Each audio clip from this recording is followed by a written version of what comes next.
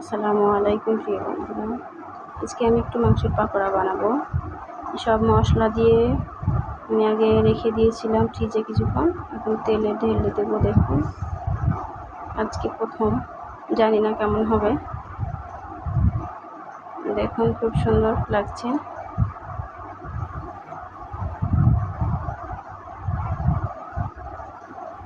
বন্ধুরা, জীবনে ভালো কিছু করতে গেলে ধৈর্য ধরুন এবং পিছনের মানুষের কথা কেয়ার করবেন না, ডোন্ট কেয়ার।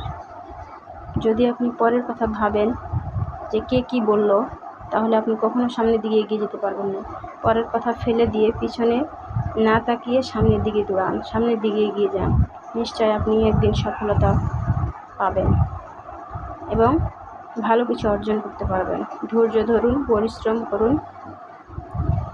সবাই ভালো থাকবেন, সুস্থ থাকবেন।